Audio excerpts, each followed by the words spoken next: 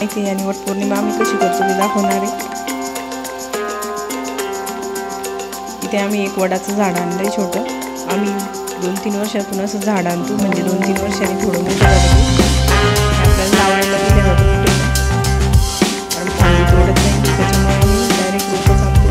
ते पूजेचं साहित्य आहे, ओटी, हळदी कुंकू आणि गव्हाची ओटी पण आमच्याकडे साहित्य। पूजा करताना आम्ही गच्चीवरच करतो पूजा, कारण झाड वगैरे ठेवून फेऱ्या वगैरे मारता येतात व्यवस्थित।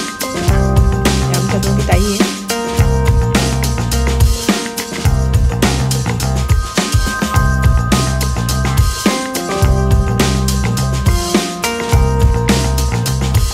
इथे आमच्या नंदबाई आलेल्या होत्या वटपौर्णिमेच्या वेळेस।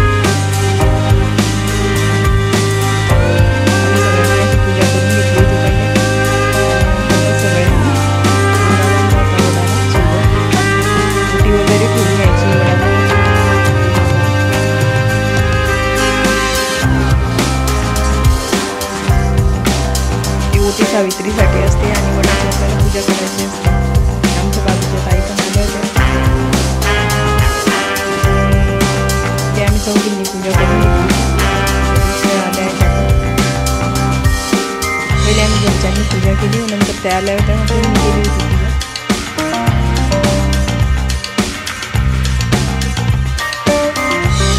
आमच्या नवीन नवरीची पहिलीच वटपौर्णिमा होती। पाटील ताई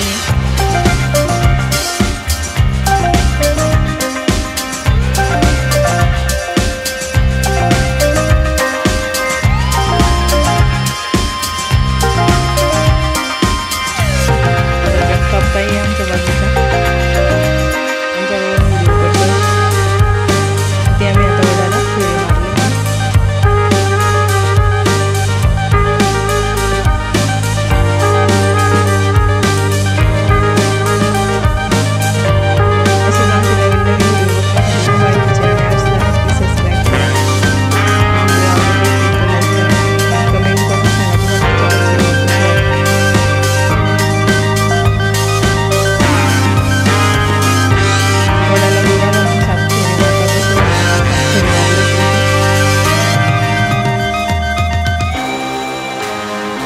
आम्ही चौघी जणी असतो आणि नंतर खालचेच आमच्या इथले पण येतात बाजूचे। हळदी कुंकाचा कार्यक्रम चालू, ओटी भरण्याचा कार्यक्रम चालू, ओटी भरण्याचा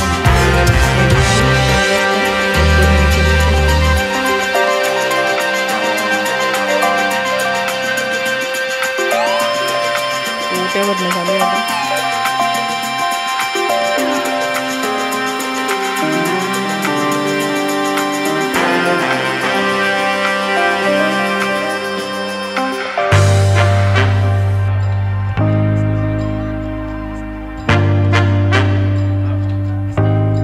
त्या बाईक भरते वाचीची ओटी।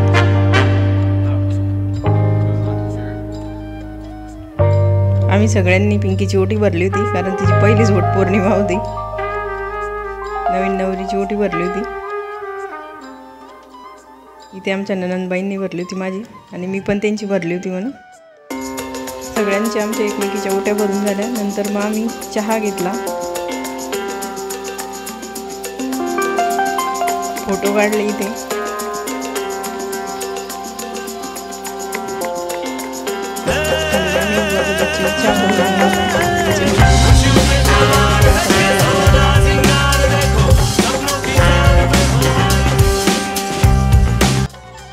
निर्भय आकाशात चांदण्यांच्या ओळी सुनील रावांचं नाव घेते वडपूजनाच्या वेळी।